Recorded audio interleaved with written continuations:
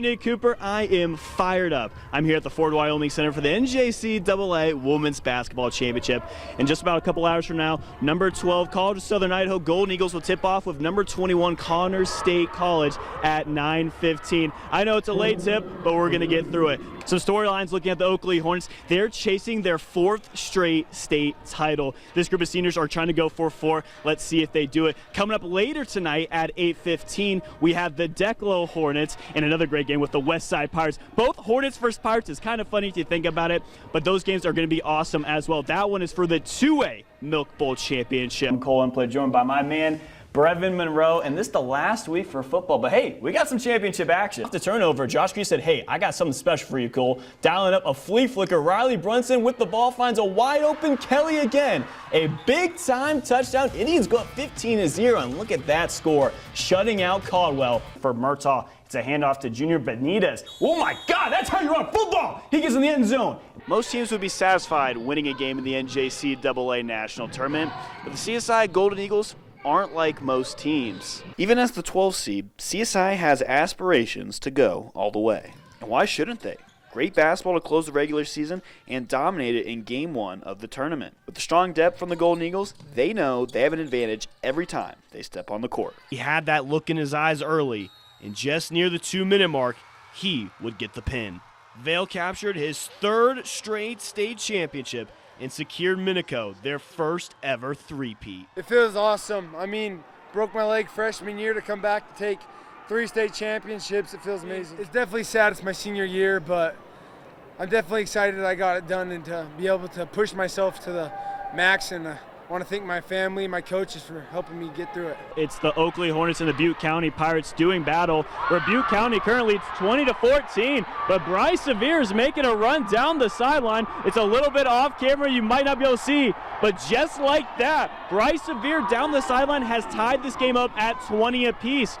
Rolls out a little bit, and he gets blasted on the throw, but tipped and caught. How about that, A.J. Walker? This touchdown is for you. That was the last play of the first half in which Kimberly had a 12-0 lead, and the Bulldogs would keep it going. They walked away with a huge win, 45-0. They closed out 9-0 on the season. Well, you know the expression, save the best for last, and that's exactly what was on display Tuesday night as CSI tipped off at 9:15. The Golden Eagles routed number 21 Connors State 79-58 on Tuesday night in the opening round of the NJCAA tournament in the last game of the day. CSI dominated inside the paint, scoring 44 points, doing what they did best in attacking the rack. Head coach Randy Rogers was urging the team to stop shooting and continue to drive inside. Yeah, I think we were 2 for 11 in the first half. And that couple of those threes we hit was because of our penetration and kick. But I thought early in the game we were just jacking up threes, weren't hitting them. I thought they were driving lanes, and that's why I wanted to attack the basket, try to get them in foul trouble, but try to get to the rim.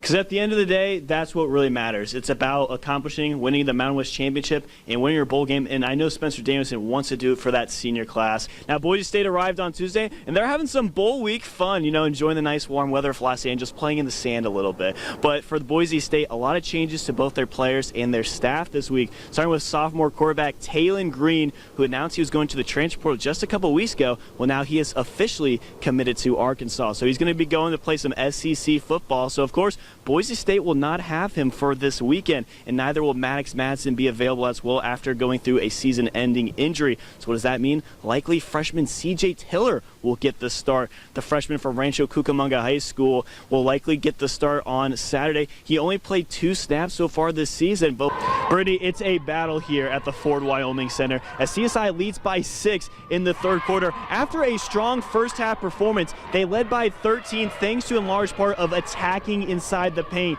They had 28 points of their 43 in the first half, and that's all Randy Rogers was screaming to his girls, attack inside, attack inside. As a Bengal, he studied music, where he wanted to turn that passion into a new reality.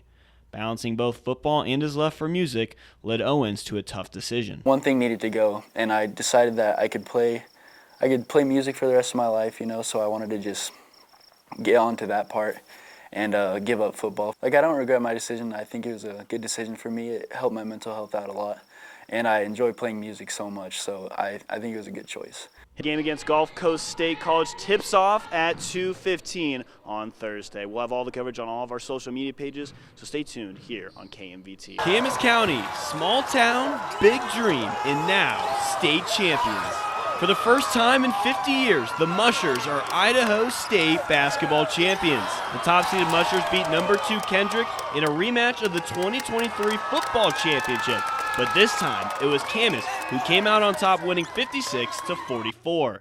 CSI will take on number 5 Gulf Coast State College Thursday at 2:15. It's going to be a really great matchup. We'll have everything you need to know leading up to that game, along with highlights as well on Thursday. Reporting from the Ford Wyoming Center, Kole Emplit, KMVT Sports. After leading at the half 16-7, Boise State would face UCLA, where the Bruins would score 24 straight unanswered points on their way to an LA Bowl victory. But down in my mind that CSI will be back to the NJCAA tournament next season and look to make yet another run to the Final Four.